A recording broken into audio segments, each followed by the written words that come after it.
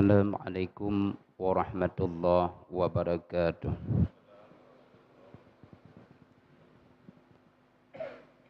Alhamdulillahi rabbil alamin,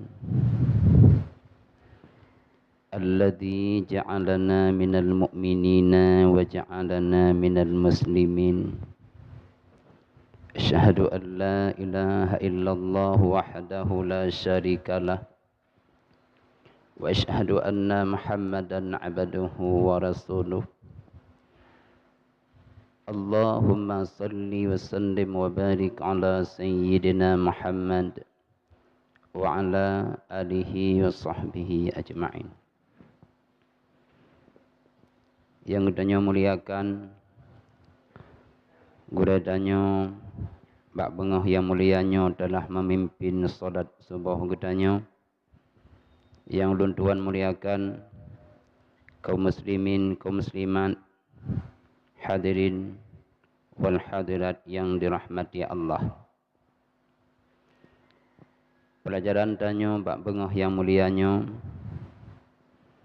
surat Al-Baqarah ayat 68.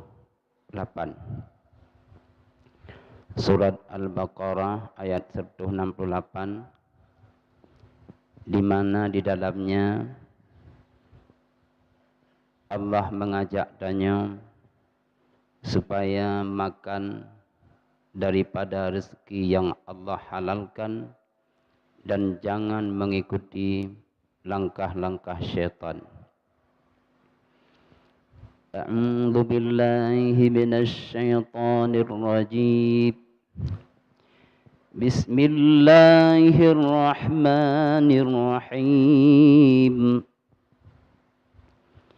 Ya ayyuhan nasu kunu mimma fil ardi halalan thayyiban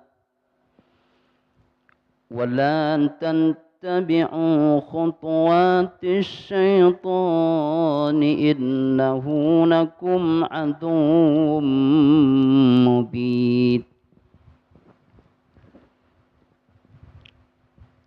Ya ayyuhan nas, wahai manusia, di mana di dalam Al-Quran, di mana saja terdapat panggilan Allah ya ayyuhan nas, nya memaknakan Allah nekhitab kepada orang-orang Mekah.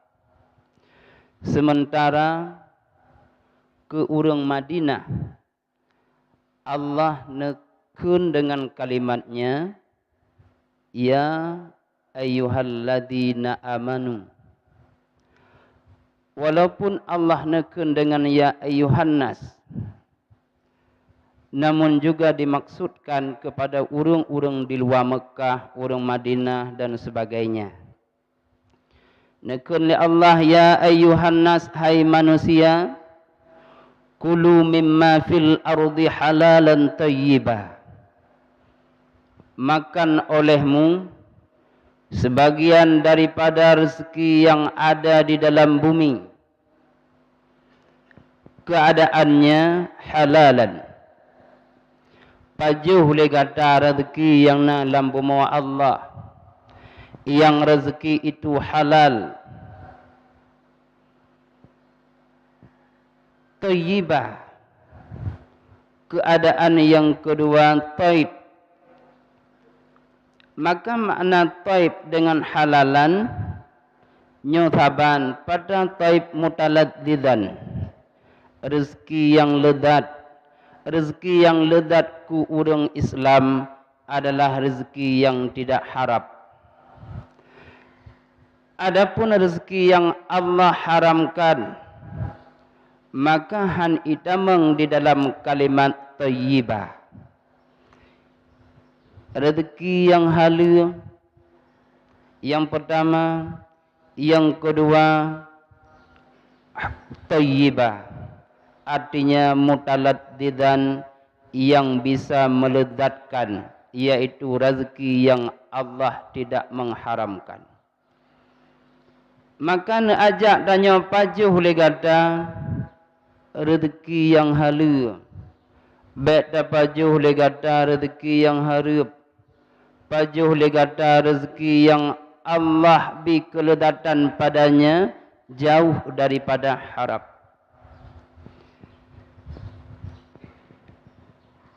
Walan tantabi'u khutuwatis syaitan. Dan jangan pernah kamu ikuti langkah-langkah syaitan. Artinya bujuk rayu syaitan, bisikan manis daripada syaitan, baik pernah gada ikuti. Pakon baik tak ikut langkah syaitan. Alasannya innahu lakum aduwwum mubin. Sebab syaitan itu bagimu adalah musuh yang cukup nyata.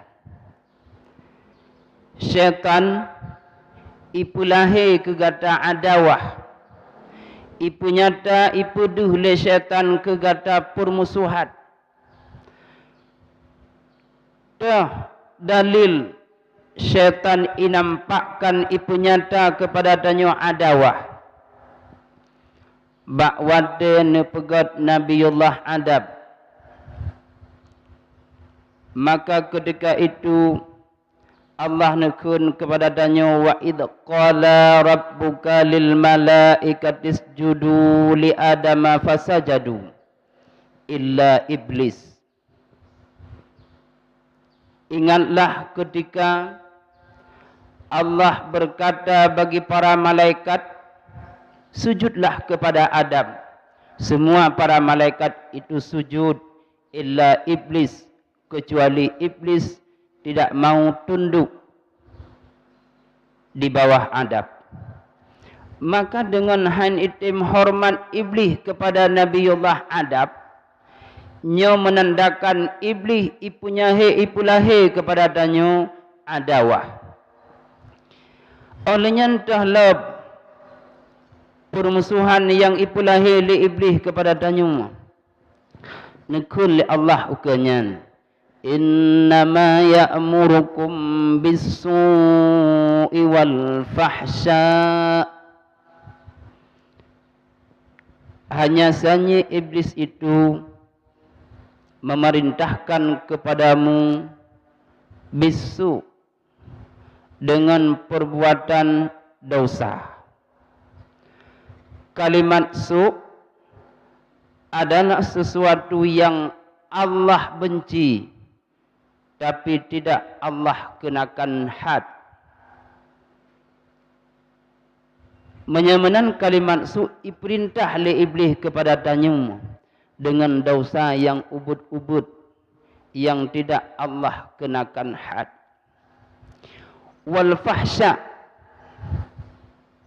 dan diperintah oleh iblis kepadamu bil fahsya, dengan sesuatu yang keji, yang kabeh. Artinya dosa yang rayuk di mana Allah murka kepadanya dan Allah kenakan denda. Lagi metui perintah danyum le iblis supaya berzina. Diperintah danyo le iblis supaya mencuri, mabuk, membunuh orang, mendalimi orang yang lain.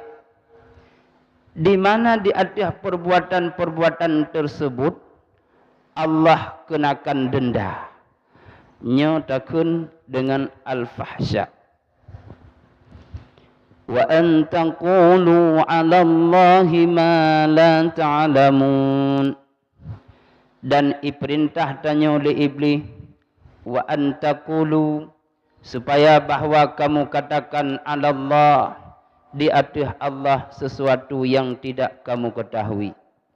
Diperintah tanya oleh iblis supaya tak pegah ke Allah terhadap perkara yang tidak kita ketahui daripada Allah. Di antaranya mengharamkan sesuatu yang telah Allah halalkan. Di mana bak mata urang jahiliyah bak matanya ipegat sembahan ke patung, maka imunadar susu unta ipegat sebagai persembahan kepada patung-patung mereka. Imahajat kepada Allah bila unta kana anak 10 boh. Olehnya unta yang kana anak 10 bohnya dijadikan sebagai persembahan kepada Tuhan-Tuhan mereka. Sehingga untanya hanle ikun ran, untanya hanle ipoh, hanle iyubut, ibiarkan hidup hingga sampai mati. Nyan lagenyan sesuatu yang Allah halalkan, susu unta halal. Olehnya unta yang sudah beranak 10 anaknya halal. Tapi orang jahiliyah matanya mengharamkan sesuatu yang telah Allah halalkan. Olehnya juga mereka mengadakan sekutu-sekutu bagi Allah. Allah itu bersifat dengan ahad wahdaniyah. Tapi mereka mengatakan Allah itu ada syarik. Patung-patung yang dijadikan sebagai sembahan mereka, mereka katakan itu adalah sekutu-sekutu Allah. Wa idza qila lahum ittabi'u ma anzalallah qalu ma alqaina qalu bal nantabi'u ma alfaina alaihi aba'ana. Bila dikatakan kepada mereka kafir, ittabi'u ma anzalallah, ikut legata daripada sesuatu yang Allah turunkan, daripada Al-Quran. Yang telah Allah turunkan minat tauhid, daripada tauhid mentauhidkan Allah, dan daripada menghalalkan yang jeroh-jeroh, yang baik-baik. Bila kepada mereka itu diajak, ikutlah apa yang telah Allah turunkan. Kalau mereka berkata, la, tidak, bal nattabi'u ma alfaina alaihi aba'ana. Tetapi kami mengikuti apa yang telah kami dapati, apa yang telah kami dapati daripada bapa-bapa kami. Tak ikut pada yang kala kebetulan oleh Allah takun bati kafe, maka ikut lek kafe. Kamu mengikut sesuatu yang telah ditinggalkan oleh nenek moyang kami. Sebab bapak kamu lebih carang, bapak kamu lebih hebat, bapak kami lebih tahu segalanya, maka kamu mengikut apa yang telah bapak kami tinggalkan kepada kami. Bapak kamu temah patung, kamu temah patung. Bapak kamu ipu harap susu unta yang telah dipersembahkan kepada Tuhan mereka, kamu juga memperharap. Bapak kamu ibu harap unta yang telah beranak pinak 10 anaknya, kami juga mengharamkannya, kata mereka.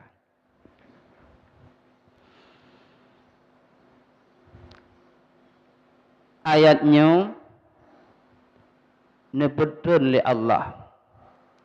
Manakala orang kafir Malik bin Aus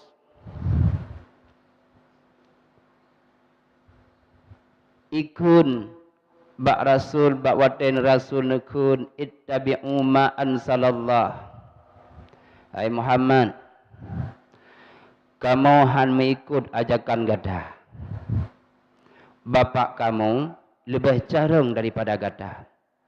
Bapak-bapak kami lebih mulia daripada gadah. Bapak kami lebih hebat dan kaya daripada gata, maka kamu hanmu ikut. Maka nebutunlah li Allah nyu ayat. Maka di atas jawaban mereka, han kamu ikut, kecuali yang kamu ikut apa yang telah ditinggalkan oleh nenek moyang kami. Kun Allah, awalau kana aba'uhum la ya'qiluna syai'a. Apakah kamu mengikuti mereka walau kana aba'uhum, sekalipun adalah bapak-bapakmu itu la ya'qiluna syai'a, mereka tidak memahami apapun tentang urusan agama. Gata tak ikut bapak-bapak gata walaupun mereka tidak paham terhadap agama. Nya budayanya kan hanya bak mata jahiliyah, bak mata gedanya pun cukup head. Na pekadun yang berlaku oleh orang-orang awal tentang agama yang pekadun yang salah. Kemudian untuk tak ubah perkataan bapak-bapak tanyonya, cukup tak nanahik. Di antaranya jamun, urun si tanyo gebuh jakut. Maka gecoklah ke hak amel satu senepul. Kemudian urung duda bak wadai depuan salah mau jubah tu. Makanya perkataan yang sama terulang badannya. Maka seringkali na jawaban pui pegah dia namanya mirah. Ikamu dari jamun kamu kalian bak nenek-nenek kamu laganya ne pebut bak wajakut. Maka perkataan cukup payah bak taubah. Perkataan turun-temurun yang dilakukan oleh urun syik gedanya yang perkataan itu salah. Maka kun Allah petai ikut mereka. Sekalipun mereka itu tidak paham terhadap urusan agama. Walayah tadud. Dan mereka itu tidak mendapat petunjuk ilal haq, kepada kebenaran. Maka hamdah di situ adalah hamdah istifham ingkari. Baik tak ikut perkataan orang awai yang mereka itu tidak paham terhadap agama. Jangan kamu ikuti perkataan-perkataan orang yang telah mendahuluimu, yang mereka itu tidak mendapat petunjuk daripada Allah terhadap kebenaran. Maka ikut yang betul, kebah yang salah. Baik tak ikut orang yang hana mempun terhadap agama.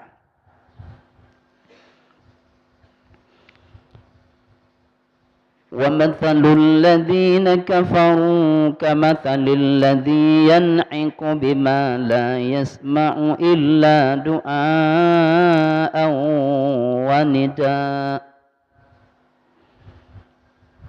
Ayatnya mengatakan tentang perumpamaan orang yang kafir, orang yang kufur kepada Allah. Maka menyatakan oleh Allah, mathalul ladzina kafaru, perumpamaan orang-orang yang kufur kepada Allah, dan juga perumpamaan orang yang mengajak mereka supaya meninggalkan kekufuran kepada Allah. Kata Allah, kamathalil ladzi yan'iku bima la yasma'u, seperti perumpamaan para pengembala yang mereka berteriak dengan pengembalanya kepada pengembalanya yang mereka tidak mendengar, kecuali yang mereka dengar itu adalah seruan panggilan dan suara.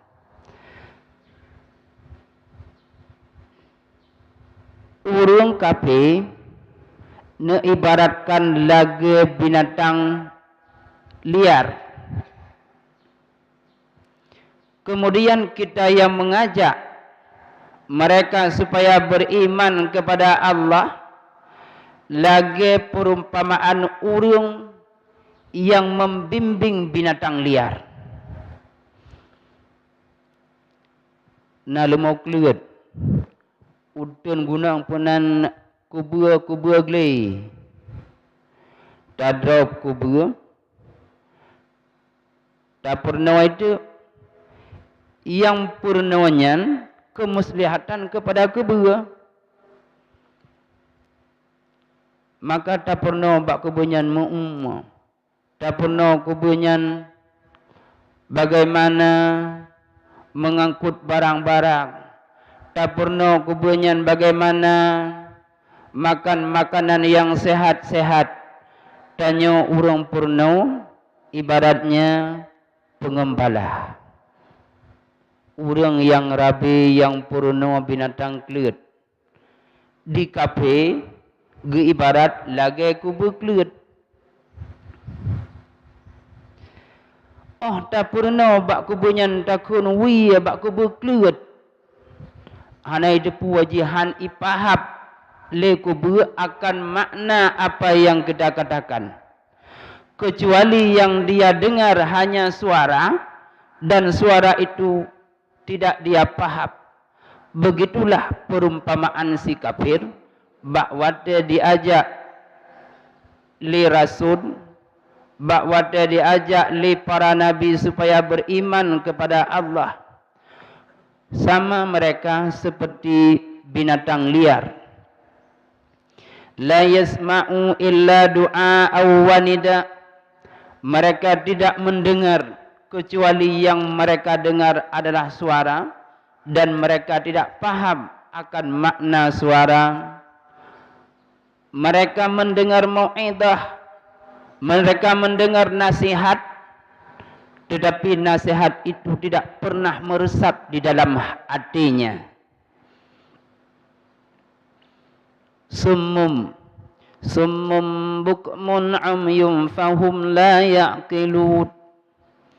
Keadaan mereka itu tuli. Keadaan mereka itu bukmun bisu. Keadaan mereka itu buta. Mereka tuli. Pakipan tuli. Itamang thu lampunyungna. Tetapi kaitamang thunyan lampunyung han mekemat dalam hati mereka. Sehingga mereka tidak bisa mendengar akan kebenaran. Bukmun. Mereka itu kelu bisu. Tidak mau mengatakan apa yang benar. Itu benar. Dan tidak mau mengatakan apa yang salah itu salah. Amyun, sifat mereka itu buta daripada kebenaran. Mereka tidak bisa melihat padahal mata mereka ada, tetapi tidak bisa melihat dalil-dalil di atas keesaan Allah. Mereka tidak bisa melihat bukti-bukti di atas kebenaran agama Allah. Fahum la ya'qilun. Mereka tidak memahami akan mau'idah. Mereka tidak paham apa yang dikatakan oleh Rasul. Ajakan Rasul terhadap mereka supaya masuk di dalam agama, mereka tidak paham sama sekali. Kemudian kata Allah, Ya ayyuhalladzina amanu kulu min thayyibat. Hai orang yang beriman. Ini panggilan Allah. Ya ayyuhalladzina amanu. Artinya adat kebiasaan Allah di dalam Al-Quran. Bila dipanggilkan dengan kalimat Ya ayyuhalladzina amanu. Nyonuhui kepada orang mukmin di Madinah. Juga hanya tertutup kemungkinan kepada orang mukmin yang di Mekah. Kulu kata Allah, makan olehmu minat thayyibat, sebagian daripada yang halal, yang god-god artinya yang halal. Pada yang haliannya ma razaqnakum, rezeki yang telah kami rezekikan kepadamu. Pajuh legata apa yang telah kami berikan kepadamu yang sifatnya itu halalan. Lihat dapajuh rezeki Allah, washkuru lillah, dan syukur olehmu bagi Allah di atas nikmat Allah yang telah kamu dapati. Bagaimana maknanya uskuru lillah? I'tiqadu anna ni'ama sadiratun lakum minallah. Ta'ikut legata, tak yakin legata dalam hati bahawa nikmat yang kamu dapati disodorkan oleh Allah ke gada. Nikmat yang kamu dapati yang lebih oleh Allah ke gada, nikmat itu minallah, daripada Allahnya, nikmat pemberian Allah. Maka nikmatnya menyanyian nikmat yang Allah berikan ke gada, maka wajib ada tanya tasyukuri di atas nikmat yang lebih oleh Allah ke gada. Kiban tasyukur tak pakai nikmat yang Allah berikan di jalan yang gerida oleh Allah, di tempat yang Allah perintahkan, syukur namanya. Maka nikmat yang Allah berikan pakailah pada tempat yang Allah ridha. Allah nabi nikmat anggota tubuh kegedanyum. Allah nabi nikmat rezeki kegedanyum. Nyan nikmat yang kalih Allah bi tak pakai bak tempat yang Allah perintahkan. Hana dah pakai nikmatnya, maka itu adalah kufur yang paling besar. Hana mensyukuri di atas nikmat Allah, itu adalah kufur yang paling raya, yaitu kufur nikmat. Yang kedua, nikmat Allah adalah amanah kepadanya. Amanah yang Allah berikan kepada tanyo, gedanyo sia-siakan amanah itu adalah maksiat yang terlebih besar. Tidak ada maksiat yang lebih raya selain daripada menyia-nyiakan amanah Allah. Maka menyamanan nikmat yang telah Allah berikan kepadanya, syukurilah. Amanah yang telah Allah berikan kepadanya berupa nikmat badan, anggota badan dan harta yang Allah berikan kepadanya, pergunakanlah pada tempat yang Allah ridha.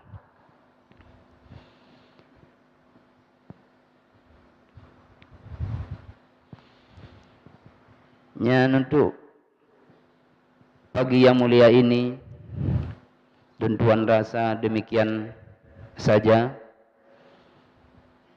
InsyaAllah minggu yang akan datang kita lanjutkan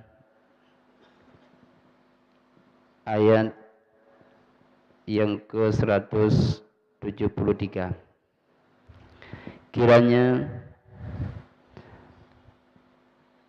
apa yang disampaikan pada hari yang pada pagi yang mulia ini menjadi bahan renungan kepada kita semua, di mana Allah mengajak kita semua supaya makan rezeki Allah yang sifatnya halalan, thayyibah, yang di sana tidak ada sifatnya haram. Yang harta yang tidak haram itu merupakan kelezatan kepada orang yang beriman. Jauhilah bujuk rayu syaitan, di mana syaitan itu bagi kita adalah musuh yang sangat nyata. Kemudian janganlah kita menjadi seperti binatang-binatang liar di mana mereka di dalam hidupnya sukar diatur, sukar diajak, sukar untuk memahami akan kebenaran. Jadilah kita orang yang beriman, yang di dalam segala urusan kehidupan mematuhi akan perintah Allah, perintah Rasul, dan menjalankan akan syariat Allah. Demikian saja pada pagi yang mulia ini, kiranya bermanfaat kepada kita semua. Billahi taufiq wa hidayah.